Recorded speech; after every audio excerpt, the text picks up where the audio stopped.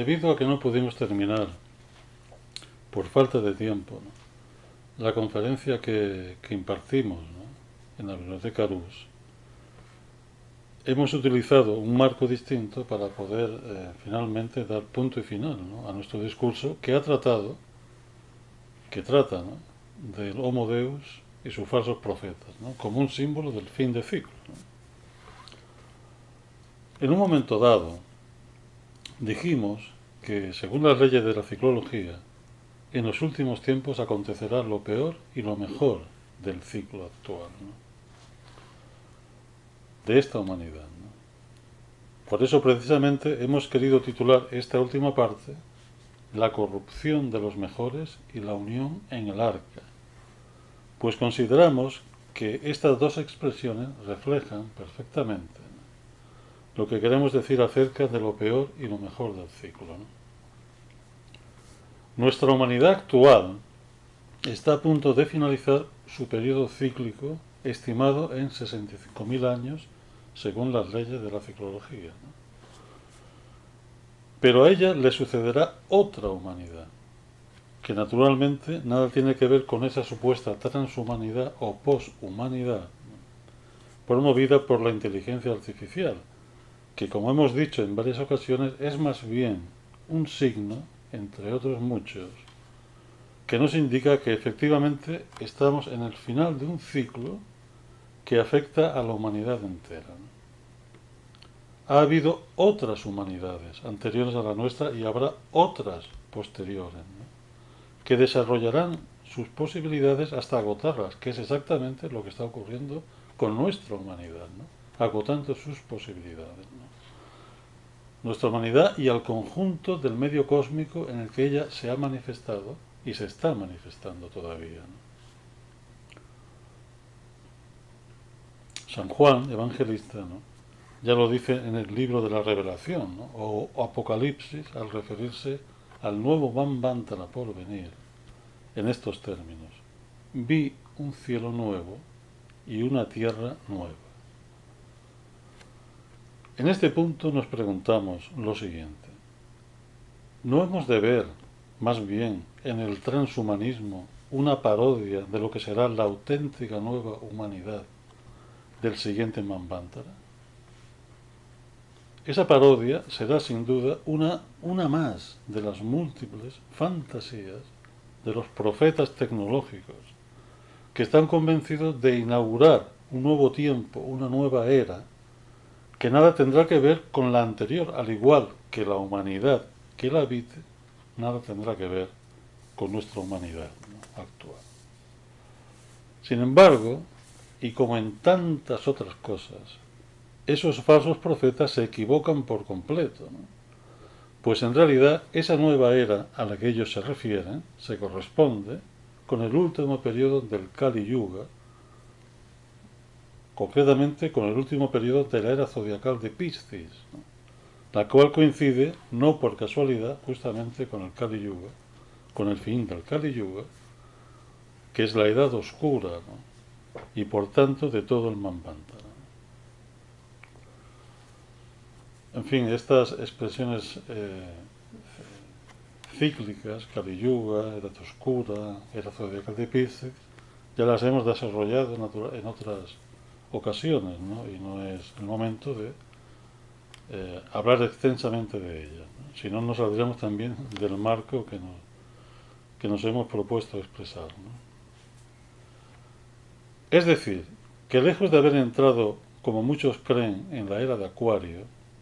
signo de aire, no lo olvidemos, y que inaugurará el siguiente Manvantara, nosotros, el conjunto de nuestra humanidad, continúa estando en la era de Piscis, ¿no?, la de los peces, que naturalmente se asocian con las aguas, con lo líquido, lo que caracteriza también a la sociedad de la aldea global, ¿no?, como hemos señalado ya en diversas oportunidades. Las aguas son regeneradoras y fecundantes, pero también en ellas anidan los gérmenes de la putrefacción, de la descomposición y, en definitiva, de la disolución, ¿no? Al comienzo de un ciclo civilizador, en su época fundacional, podríamos decir, se manifiestan los aspectos más luminosos y positivos de la era zodiacal, ¿no?, correspondiente. Mientras que es al final de ese mismo ciclo cuando aparecen los aspectos más inferiores y oscuros, tenebrosos, si se quiere, ¿no?, relacionados, en el caso de la era de Piscis, con las caóticas aguas del psiquismo cósmico y humano. El concepto de masa, de muchedumbre, de colectivismo, ha nacido en nuestro tiempo, el del reino de la cantidad y por tanto de la multiplicidad. Lo cuantitativo en todos sus aspectos se ha impuesto en detrimento de lo cualitativo, de la calidad, de lo cualitativo, de lo que pertenece a la esencia de las cosas y los seres, lo que podríamos decir a su ley interna, que está en concordancia con la ley divina o dharma. Por eso mismo, esas aguas son también las aguas del olvido, pues el objetivo de esas energías disolventes es borrarnos la memoria de nuestro verdadero origen, sustituyéndolo por el Homo Deus y su inteligencia artificial, grotesca parodia del verdadero ser humano, esa admirable maravilla de la que ya hablaba Pico de la Mirándola en su famoso discurso sobre la dignidad del hombre. Son, pues, las posibilidades de la presente humanidad pertenecientes al mundo inferior, y es indudable desde nuestro punto de vista que dentro de esas posibilidades inferiores está el pensamiento transhumanista. Son esas posibilidades, digo, las que deben agotarse al final del presente ciclo, si bien, y como señala muy oportunamente Bruno Happel, en su artículo El fin de un Manvántara, aparecido hace ya varios años en la antología de textos herméticos de la revista Símbolos, ese mismo agotamiento también se extiende a aquellas posibilidades del mundo intermediario y sutil que se oponen, afirma este autor, Bruno Happel, a la unión en el arca. Bruno Happel lo explica de esta manera. En el marco de un fin de Manvántara, la humanidad dedica así toda su fuerza a este agotamiento de las posibilidades. Aunque estas últimas sean, en su aplastante mayoría, de naturaleza antitradicional e incluso contrainiciática, se olvida que una parte de esas posibilidades son de naturaleza tradicional e iniciática. En efecto, continúa Bruno Happel, parece no comprenderse que el germen no concernirá más que a la humanidad futura y que así la acción tradicional en el final de un Manvántara debe agotar todas las posibilidades tradicionales, que no se reabsorberán en el germen del Manvántara futuro. Puede decirse, continúa este autor, pues, que lo que se separa es lo que se agota. Luego, todo lo que se agota se separa. La tradición realiza entonces este agotamiento de los aspectos que tienden hacia una materialización y un formalismo cada vez más acentuados. La tradición, en un fin de Manvántara, debe enfrentarse a la descualificación continuamente creciente de sus miembros. Bien, pues leyendo estas palabras, viene a nuestra memoria aquel antiguo proverbio latino donde se afirma que corruptio optimi pessima, es decir, la corrupción de los mejores es lo peor. En efecto,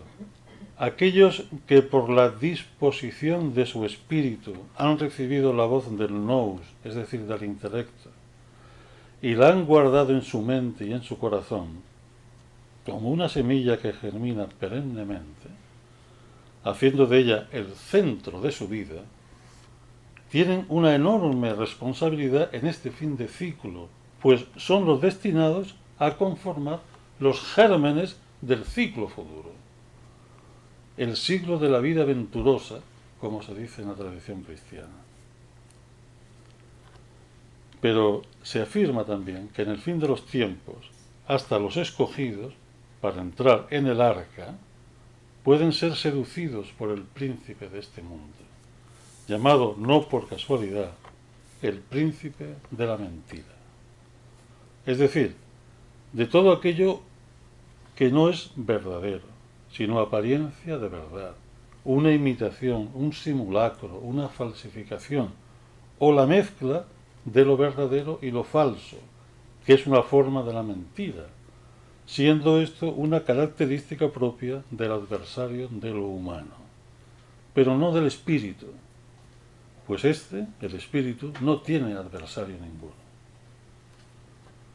Todos estos términos definen la naturaleza del medio profano en que vivimos y con el que no se puede ser cómplice a menos que colaboremos, consciente o inconscientemente, ¿no?, en la separatividad y la división y no en la unión en el arca.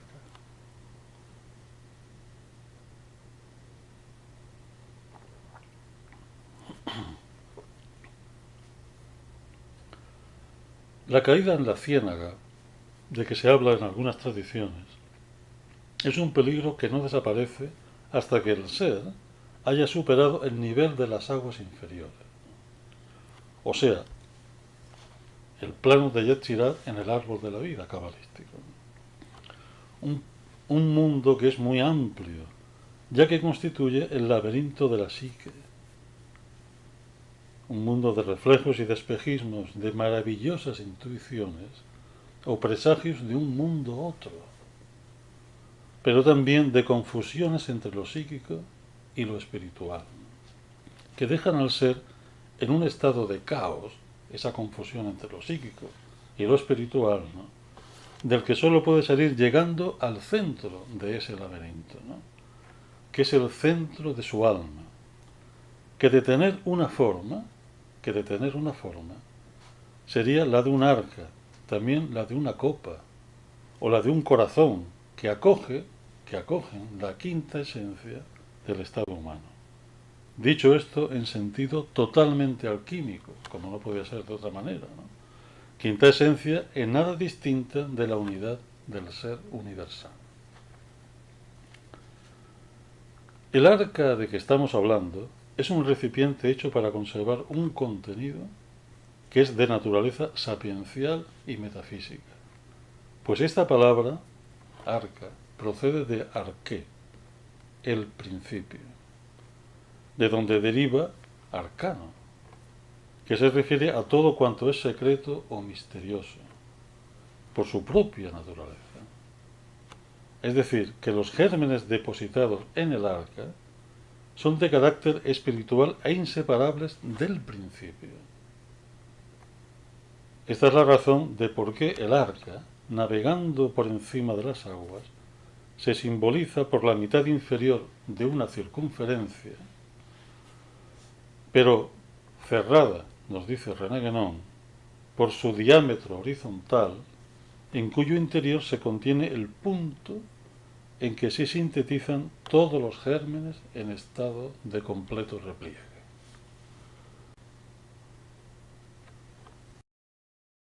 En consecuencia, los gérmenes que se depositan en el arca simbólica constituyen la quinta esencia del ciclo que termina, sintetizados en ese punto al que se refiere René Guénon. Por esto, este mismo autor, Bruno Happel, nos recuerda que el germen es lo que queda después de haberse agotado todo cuanto debía agotarse. Pero, como decimos, lo que queda es el germen de ciclo futuro, donde florecerá la nueva humanidad de un nuevo Manvantara, hecho que es descrito simbólicamente como el descenso de la Jerusalén celeste, que será el paraíso de esa nueva humanidad. Es decir, que si El paraíso de esta humanidad, de nuestra humanidad, es descrito como un jardín. El de la próxima humanidad es descrito como una ciudad cuadrada, hecha de las piedras preciosas, hechas de oro y de las piedras preciosas, pero en cuyo centro también está presente el eje del mundo a través del árbol de la vida, ¿no? Exactamente igual que en el jardín del Edén. Es decir, que es el eje del mundo, el árbol de la vida, el árbol de la vida es el eje del mundo y es el que permanece inmutable en toda la revolución cíclica, ¿no? Por eso es que es el comienzo de ese nuevo ciclo, el principio de ese nuevo ciclo.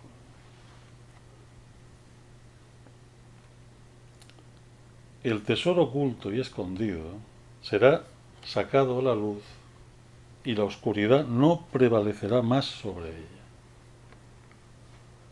La aceleración de nuestro tiempo tiene que ver con esa energía de la gravedad que nos arrastra hacia abajo, como ya dijimos en su momento, ¿no? Pero hemos de darnos cuenta que en realidad esa energía forma parte de un eje polarizado, cuyo centro está en nuestro corazón. Y es ahí, precisamente, donde seremos absorbidos o aspirados por otro tipo de energía mucho más sutil, que invertirá el sentido de esa caída y conducirá hacia el polo superior, el polo celeste. Pero esa reinversión o enderezamiento, ¿no?, que, como diría René Guénon, ¿no?, dependerá de nosotros, de nuestra recta intención, que es nuestro eje interno, la dirección del cual puede tender hacia el polo inferior y la disolución, o hacia el superior, ¿no?, donde también seremos disueltos, pero en este caso en la unidad indiferenciada, en la cual no hay acepción de personas, como se ha dicho innumerables veces. Decía el maestro Eckhart que en la unidad se está fundido, pero no confundido. El ser que se funde en la unidad metafísica vive la epifanía de la liberación de todo condicionamiento. Pues como dice también Juan Evangelista, solo la verdad os hará libres.